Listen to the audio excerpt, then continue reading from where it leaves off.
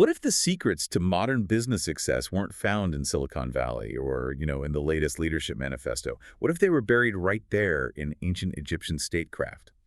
It sounds counterintuitive, maybe, but history has mythologized Cleopatra the last pharaoh of Egypt. Reducing her to a great romance, a tragic end. Exactly.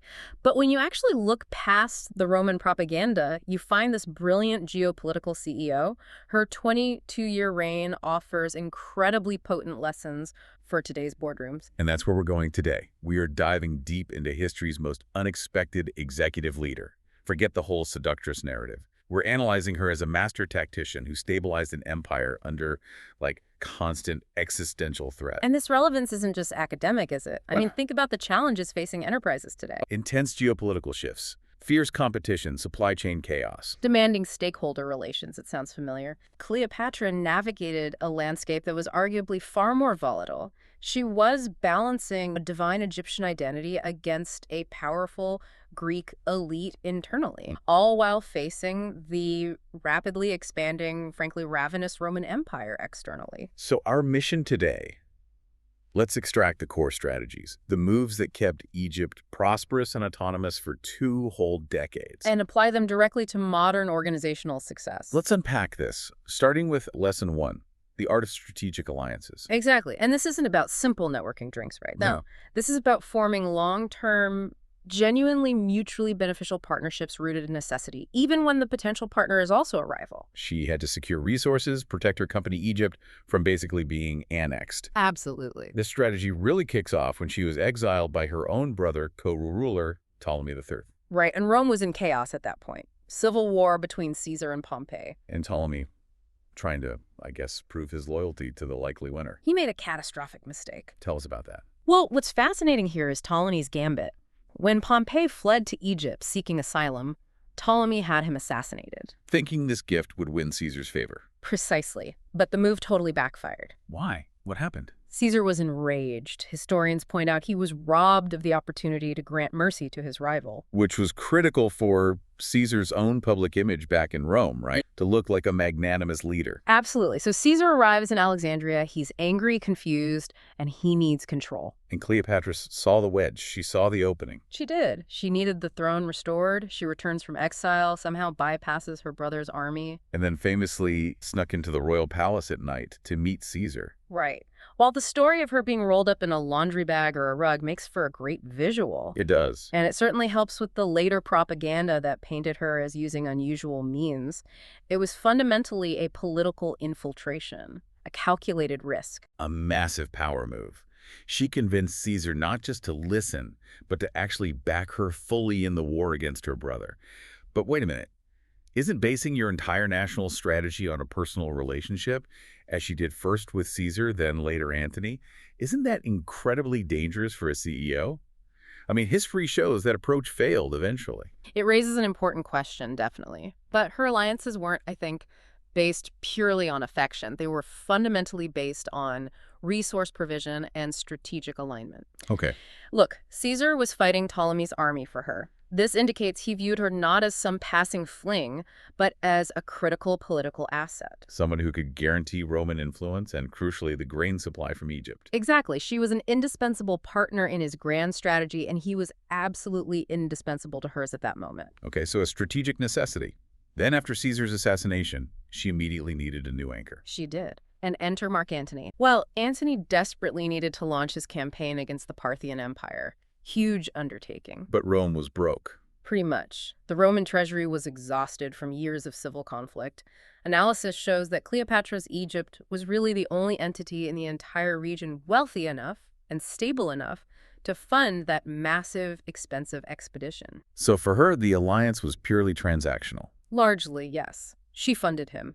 In exchange, she got security for Egypt's autonomy, especially against Octavian's growing power back in the West. That nuanced dance finding partners based on mutual operational need for resources, protection, influence, that feels like the ultimate strategic lesson. It really is. It applies directly to modern M&A, tech mergers, even supply chain resilience. Absolutely. You aren't just networking, you are identifying the indispensability of your own assets. Where do you fit their strategic need? It connects directly to how leading enterprises forge strategic partnerships today. sometimes with rivals or, unpredictable players. You need to identify where your operational capability provides the solution to their biggest strategic hurdle. Okay, let's shift focus now.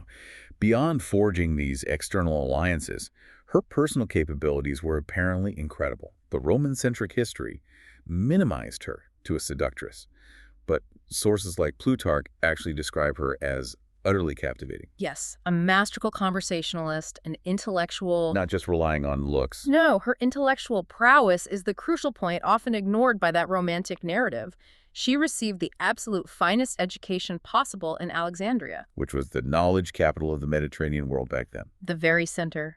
She mastered rhetoric, diplomacy, that made her formidable in every negotiation. And I found this detail fascinating, that she was the only Ptolemy ruler who bothered to learn and actually speak Egyptian. Yes, along with up to maybe 10 other languages. Why is that specific linguistic choice such a massive strategic advantage? It seems like extra work. Oh, it's the highest form of cultural competency and stakeholder management.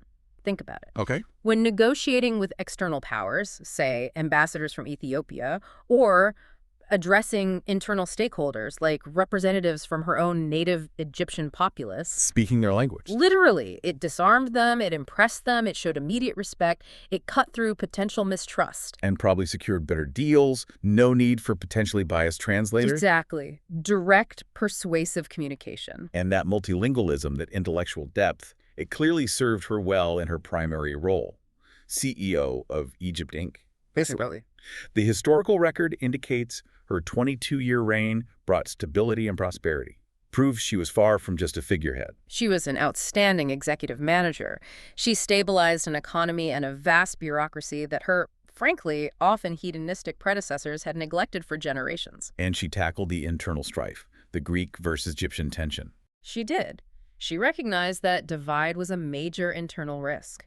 It came from the split between the Greek elite who'd ruled for centuries and the native Egyptians. She leveraged her unique position to bridge that gap. How?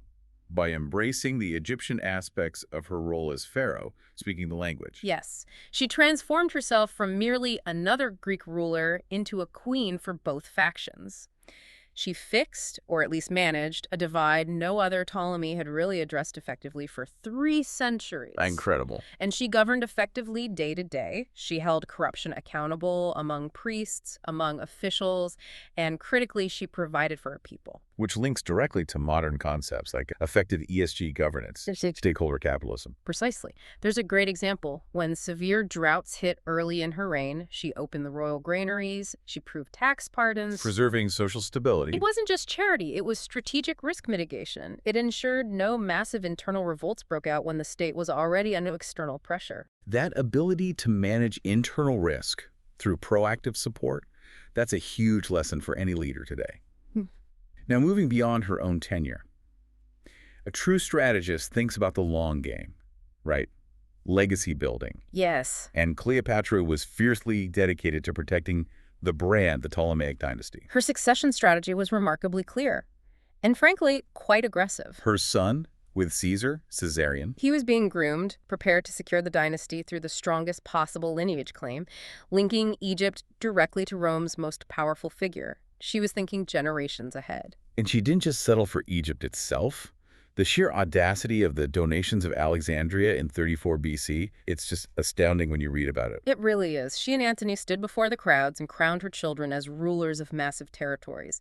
Syria, Cilicia, Crete, Cyrene. An aggressive, almost pan-imperial vision for her family's future. This was a public declaration to the entire world. The East belongs to my children. And most of this land was nominally Roman territory. Exactly. It was a colossal political move designed to create an irreversible dynastic footprint that Octavian, Antony's rival in Rome, would have to dismantle. Which ultimately, it triggered the final conflict, didn't it? It did. It gave Octavian the pretext he needed.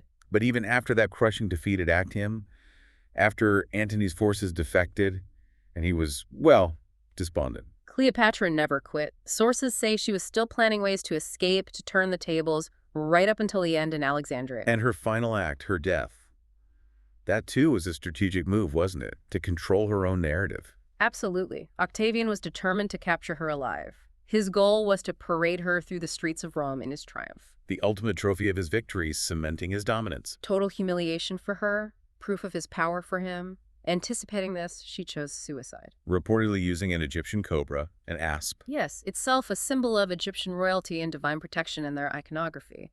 It was, in its way, a dignified choice.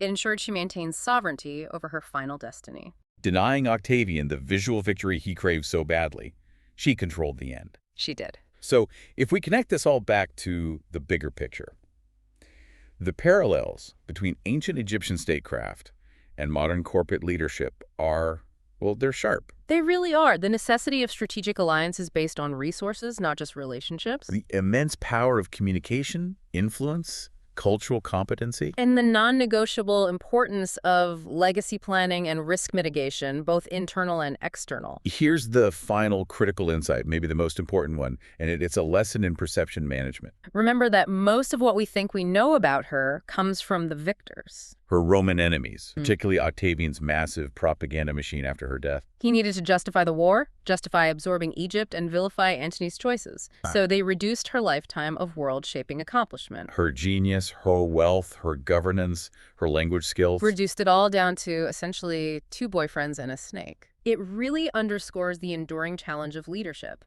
Ensuring your legacy is defined by your documented achievements, your actual impact. And not by the easily digestible gossip or the framing provided by your rivals. Exactly. Be aware of the narrative being built around you, because control over that narrative, or at least influencing it strongly, is the ultimate power in many ways. So we challenge you, the listener. Identify one Cleopatra-inspired lesson you can implement this week. Just one thing.